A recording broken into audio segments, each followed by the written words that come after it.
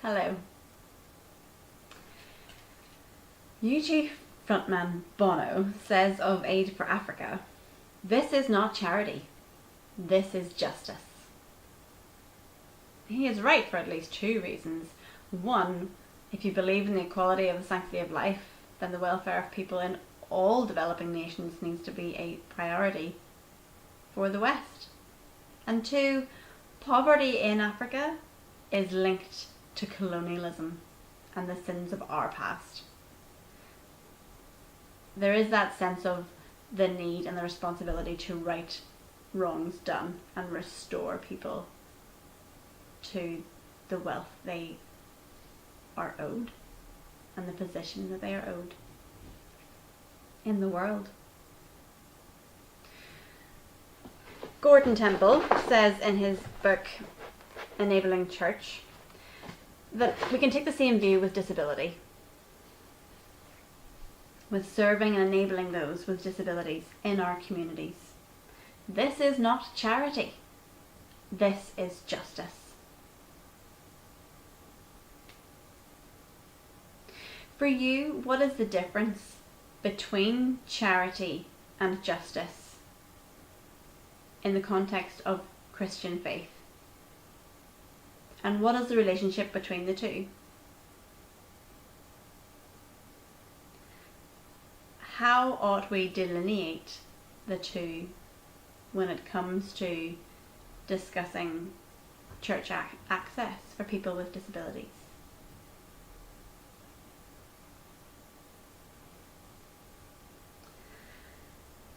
So today we're looking at the Bible, and I'm going to take you to a text where it's not about someone being kind and charitable to someone because they have a disability.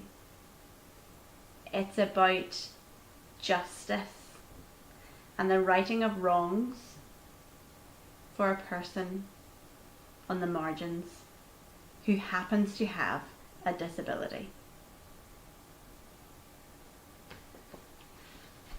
You can turn with me to 2 Samuel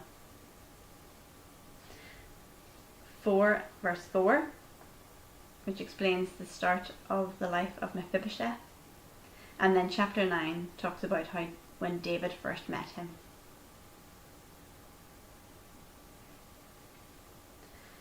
So Mephibosheth was the son of Jonathan, the grandson of Saul, and when he was 5 years old, there was the war and conflict was going on with Saul and Jonathan fighting for the crown of Israel.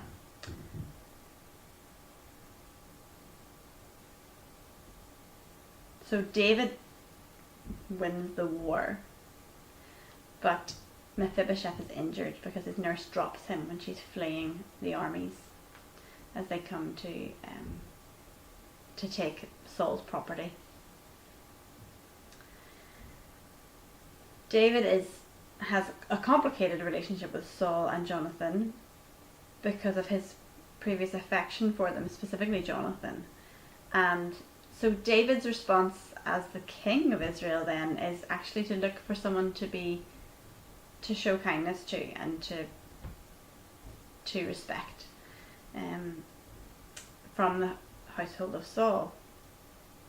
So then Ziba says, oh, well, there's Mephibosheth. He is the son of Jonathan, but he is, as it says in most translations, crippled in both feet.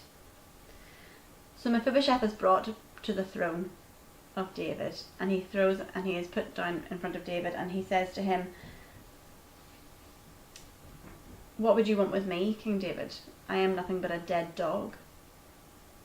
Which speaks of his real, on the one hand, humble, self-effacing, humble position. He knows that David could justifiably, in the culture of his day, have him killed because he might try and take the throne off David. But he also has had very low self-esteem. He seems to have very low self-esteem beyond that.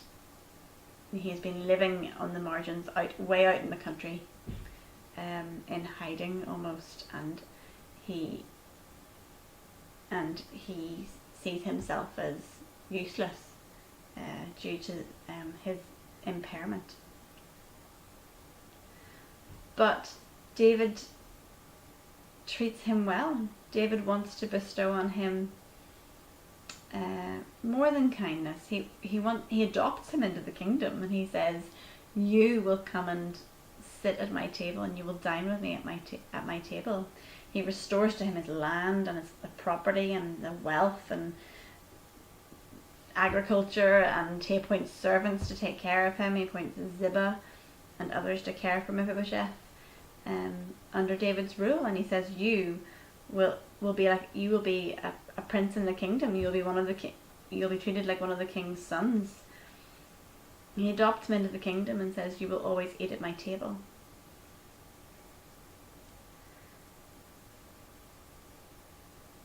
This idea of adoption into the kingdom, despite acrimony in the past, is powerful. A powerful image of the gospel, a powerful image of hospitality and welcome, and it's a really fun story to do with the people with disabilities that I do some ministry with, because we get to talk about food and our favourite things to eat at a banquet, and we talk about being a prince in the kingdom and about how we are all welcomed into God's kingdom, and that sense that you're always welcome in my home speaks to me of hospitality and of community life, like Christian community, where you have more than a paternalistic cause for people, but you embrace people as a part of your family, and bring them around your table and enjoy food together and enjoy each other's company. So it's a really lovely story to do, and to encourage people, especially those who do have low self-esteem that is linked to how they've been treated due to their disability, and due to loss of ability that some people struggle with their own sense of self-worth if they have acquired an impairment and lost some abilities. So it's a really powerful passage. It also reminds me of Luke 14 and that banquet, when God says, "Bring them all in, from the highways and the byways, bring them all in." And it's just a really powerful message of equality, and of restoring wrongs and restoring people to the position that they were in, that they would have been in if it weren't for the past. The character of Mephibosheth makes me wonder about that question in John 9, whose fault is this, whose sin or whose fault is this person's disability. And in the story of Mephibosheth, we see that actually he would not have acquired his impairment if it weren't for his nurse dropping him. So that was an accident.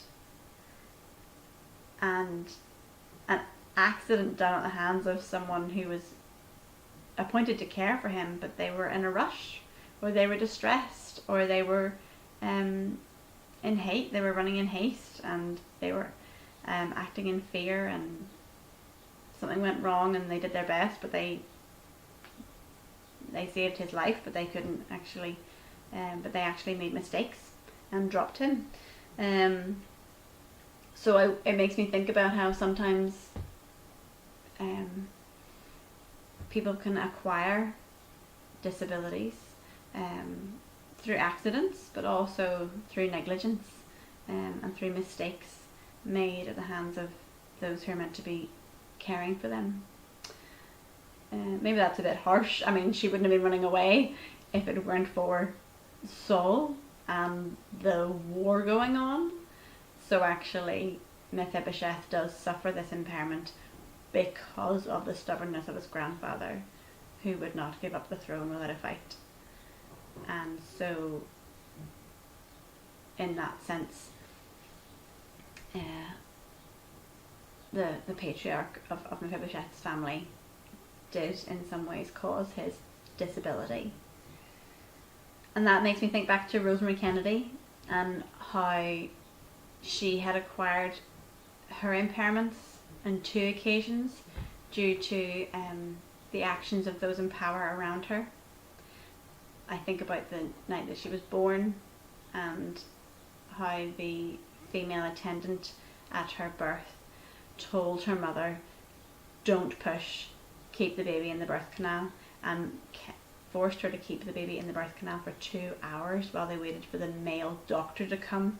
The male doctor who in that day and age and culture might have been very annoyed if he had arrived late and the birth had already happened, because then he wouldn't be able to charge his fee for serving a mother.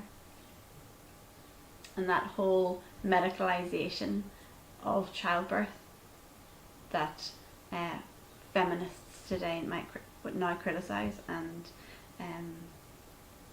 that whole sense that you need to have a male doctor in the room before you can give birth. So there's that sense that Rosemary wouldn't have been born with that impairment if it wasn't for that culture and that practice in those times.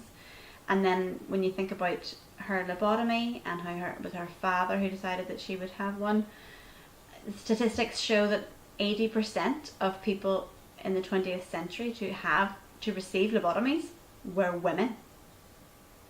Women who were sent for treatment, this drastic treatment, often decided for them by the men in their families, by their fathers and their husbands, who are so alarmed by their distressed behaviours or mental ill health, or just what was termed in those days sexual deviance. 80% were women. 80%. So I think about Rosemary Kennedy when I think about Mephibosheth, actually, and and how things might have been different, but at the end of the day, David welcomed Mephibosheth into the kingdom, and some of the Christian carers for Rosemary Kennedy at St. Coletta's were like David to her and brought her into their home and lived with her and had community with her, despite her complex impairments. Mephibosheth describes himself as a dead dog, and that reminds me of this quote from Ed Roberts where he said, the rolling quads, that was the people with physical impairments at Berkeley University of California, the rolling quads realised that we could change some things. First, we needed to change our own attitudes about ourselves. Mephibosheth strikes me as a very vulnerable person because he doesn't feel confident speaking up for himself, and he does have such a low view of himself, and the people around him who care for him do have quite a lot of power, and so there's that sense that actually when it comes to healing, it wasn't his physical impairment that was fixed, but it was his heart that was fixed when he was treated like a prince in the kingdom, and his sense of self-worth and ability to advocate for himself grew once he was welcomed and treated better. I also would like you to think about Ziba and the role that he plays in the narrative about Mephibosheth and David. If you look at 2 Samuel 14, no, After 2 Samuel 9, when he's given all his wealth back, and there's a lot going on in the kingdom at the time, then Ziba actually comes to David. Oh, I've lost it now. Yes, sorry. In 2 Samuel 16, read 2 Samuel 16 about David and Ziba, and then skip to 2 Samuel 19 and read about David's kindness to Mephibosheth, starting at verse 24 of chapter 19. I'll put those chapter and verses in the notes, so keep us all right. But have a look at the character of Ziba and about his role that he played. He was the one that said, oh, Mephibosheth still exists, is still living as a grandson of Jonathan, maybe you'd like to see him. And it's in Ziba's interests that Mephibosheth be given his wealth, and watch what Ziba does with it, and think about how vulnerable Mephibosheth is, and how at the mercy of those who care for him he is. And think about today, about how vulnerable people with various impairments can be to abuse at the hands of their carers. So have a little look at that and tell us about that in our group session.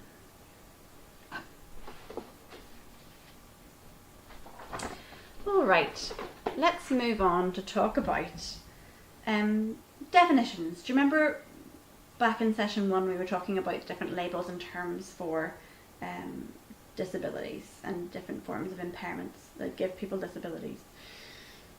We described at the time how someone who's defined as having an intellectual disability, or if you're in the UK health and social care world, that's learning disability. The definition of that requires you to have an intelligence quotient of 70 or lower. And that is how we measure and define and label and diagnose people today. If you think back to when the biblical text was lived and written about, such data gathering of people's intelligence and tests didn't really exist, and the labels that we use today did not exist back in those days. So let's think about people in the Bible who may well have had an intellectual disability, but we'd never thought of their character in that way before.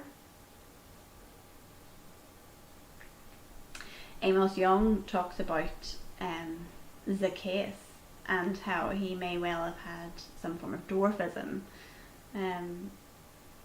He's infamous for being small in that passage, but did he have a condition? Some scholars talk about Lazarus and about how it's interesting that his sisters were the heads of his household and cared for him, and it's interesting to note the warmth and affection with which Jesus had a relationship with him.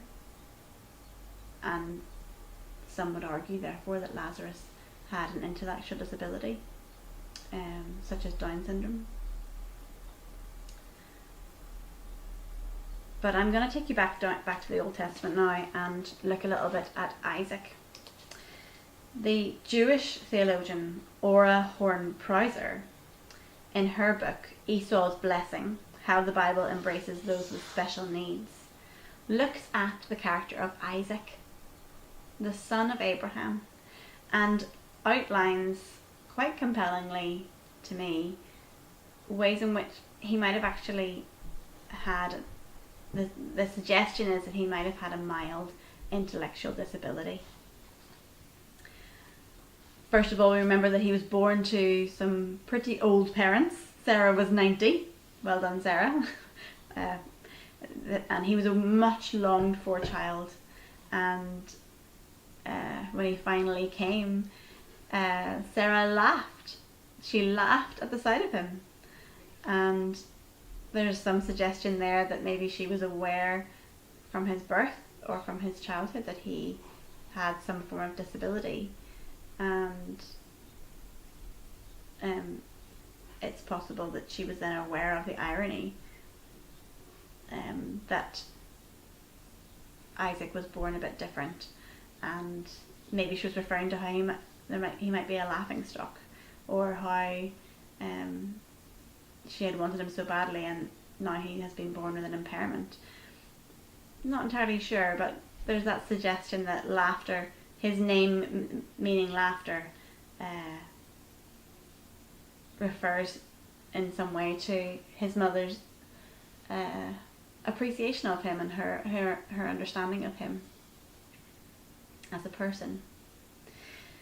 Then we think about when Isaac was being taken up the mountain by his father, and he was going to be the sacrifice, and he went with his father very willingly and very openly, and it took him days to ask, Father, where's the sacrifice? And Isaac said, oh, God will provide. And Isaac said, okay. And just that sense that he just took things at face value and he accepted what people told him. Also, linguistically, he's often used the declensions of the verbs around him. He's used in the passive tense quite a lot, much more so than Abraham before him or Jacob after him. He's sort of the passive member of a lot of interactions.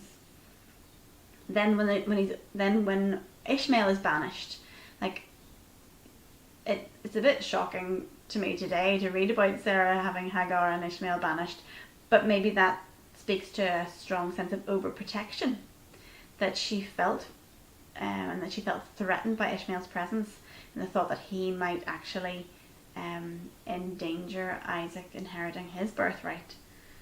So she has him banished, and there's some discussion by Prowser, by Orahorn Prowser, as to whether the banishment of Ishmael was anything to do with him making fun of Isaac and mocking him. Then further on in the text we look at how Isaac doesn't go and find his own bride, but his father sends servants to find him a wife, and there's that interaction with the servants and Rebecca at the well, and they look for the useful and the kind woman, the first woman to be useful and kind, and to offer their camels some water. That's the quality they were looking for in her as a wife. And when Rebecca is received into the household, she almost takes the place of Isaac's mother, having lost Sarah. It says she's brought into his mother's home, and it seems that she is then the head of the household from that point on, and she's much more decisive and intuitive than Isaac in some ways. When she has trouble in her pregnancy and she consults an oracle, she doesn't ask her husband, she goes independently and consults an oracle about the children, and she doesn't tell Isaac about that. And then later on, when famously Rebecca and Esau or Rebecca and Jacob trick Isaac into giving Jacob Esau's birthright, and you think, oh gosh, like it's hard to understand how that could have happened if it wasn't maybe for that, and maybe the idea that he had a mild intellectual disability suggests that he would have been talked into doing such a thing. Anyway, there's lots of other examples. She talks about how he wasn't very good at lying to the Philistines in Genesis 26, and his preference for Esau over Jacob and things like that. But it's just really interesting to me that I've never thought of him in that way before, but that's because I read the text from a place of normalcy, that a place of presuming everyone is like me, or presuming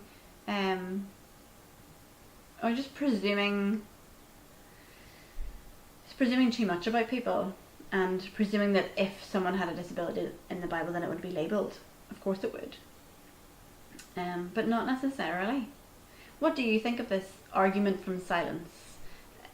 Is it erroneous to say, look, it doesn't explicitly say these things in the text, that he had a disability of any sort, therefore we mustn't ever argue that he did? We're reading into it too much. It's not fair on scriptures to do that. It's not right or true or good to do that. Or is it actually quite compelling, and it actually puts a mirror up to our faces for presuming so much that people with disabilities weren't to be admirable heroes of the faith? It's really interesting to me what Ora Horn-Prauser says about Isaac and his relationship with God. She says that his relationship with God is different but not lesser, and she uses his life as an example for how we should respect and treat others who have disabilities. She says, although Isaac often needs assistance, he carries on with dignity and strength. For these reasons, he deserves our respect. We must strive to emulate God in accepting people's limitations and helping every person to feel the joy of success, regardless of his or her mental or physical capacity. I like that term, joy of success. To celebrate people, to lift them up, and to honour and respect them, and to think, well, of course they're members they're valuable members of the body, or they are important people in our spiritual history, and they are heroes of our faith. And our colleague Ivan Bankhead from TO Associates has actually written another article called The Dual Impairments of the Paralytic of the Synoptic Gospels, and he writes quite compellingly about how the man who was lowered through the roof might not have just not been able to walk, but that he may have had an acquired intellectual impairment. And one of the important parts of his argument is that when Jesus says to the man, your sins are forgiven, he doesn't respond. He doesn't celebrate or feel. He's not described as feeling or saying or doing anything. But once Jesus then says, pick up your mat and walk, he does. That directive language, and that sense that that it was for the sake of others around him that Jesus was talking about forgiveness and talking about abstract theological points in his relationship with him, and the way in which Jesus embraces him as addresses him as brother is another way of Jesus restoring the dignity of this man, despite all these watching eyes around him. Anyway, it's really an interesting idea. It's worth having a look at if you can get your hands on a copy of The Dual Impairments of the Paralytic of the Synoptic Gospels by Ivan Bankhead. So those are just some thoughts about biblical reflections to do with disability, and I wonder what you think of that. And can you think of any other texts in the Bible that reveal God's heart for those with disabilities in a way that really resonates with what you think and feel and believe? Looking forward to hearing what you have to say next time we meet, and thank you for listening. Bye for now.